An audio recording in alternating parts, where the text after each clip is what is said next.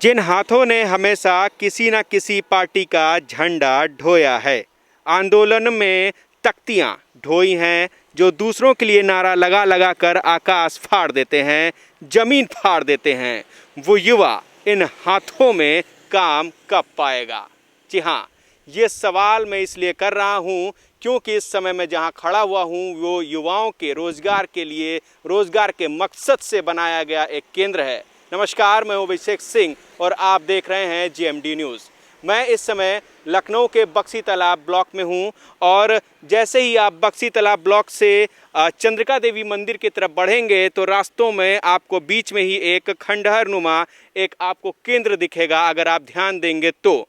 क्योंकि मैं ये सवाल इसलिए कर रहा कि जिस तरह आप देख सक रहे होंगे कि सामने ही गड्ढा है और इसका प्रवेश द्वार है, प्रवेश द्वार से पहले ही एक गड्ढा है। तमाम नेता, तमाम मंत्री यहाँ से गुजरे होंगे, पर यहाँ पर नज़र किसी की नहीं पड़ी होगी कि आखिर ये जो सरकारी एक तंत्र जो बनाया गया है, जो रोज़गार के परक, रोज़गार के मुद्दे से बनाया गया होगा, उसका जो ये हाल है वो क्यों है। मैं ज़रा कैमरा पर्सन से कहूँगा ज़रा और भी जो नज़ारे हैं वो दिखाएं। और यहाँ पर जैसे आप एंट्री करेंगे, जैसे ही घुसेंगे तो साइड में देख सकते हैं लिखा हुआ है कि आदर्श प्रशिक्षण एवं उत्पादन केंद्र। यहाँ पर 20% तथा 50% छूट के साथ सस्ते दामों पर उपलब्ध है। क्या क्या उपलब्ध है, नीचे नाम लिखे हुए हैं उनके। जूता, चप्पल, sandal, purse bag, portfolio bag, ladies purse की case, optical case, fibre case, belt इत्यादि। मतलब साफ है कि ये जो कारखाना है इसका उद्देश्य रहा होगा कि यहाँ के जो युवा हैं वो रोज़गार पा सकें। वो अगर रोज़गार नहीं भी पा सकते हैं तो लोकल फॉर वोकल के तर्ज पर उन्हें काम मिल सके, वो यहाँ पर काम सीख सकें और आगे जा कर के तमाम फैक्ट्रियों में, तमाम बड़े बड़े जगहों पर वो कारखानों में काम कर सके, उन्हें रोज़गार मिल सके।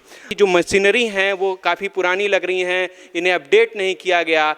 जिस गवर्नमेंट जिसको लेकर के तमाम दावे करती है कि नहीं हमें रोज़गार परक जो मुद्दे हैं उठाने हैं, हमें मशीनरी को उसके लिए अपडेट करना होगा। और आप देख सकते हैं कि मशीनों की क्या हालत है, कब इसमें तकरीबन उस समय के हिसाब से इसमें काफ़ी ज़्यादा पैसे जो हैं खर्च किए गए होंगे। मशीनें तो देखने से बड़ी मतलब पुरानी लग रही हैं, इनको अपडेट करने के लिए क्या सरकार की तरफ से कुछ प्रयास नहीं किया गया? कि करने के लिए प्रयास किया गया है, अभी भी हमारा प्रोजेक्ट पड़ा हुआ है, हो सकता है उसमें कुछ समाधान मिलने के चांसेस लग रहे हैं। यहाँ पर प्रशिक्षक के रूप में तैनात हैं और बच्चे जो हमारे यहाँ ट्रेनिंग करने आते हैं उनको प्रशिक्षण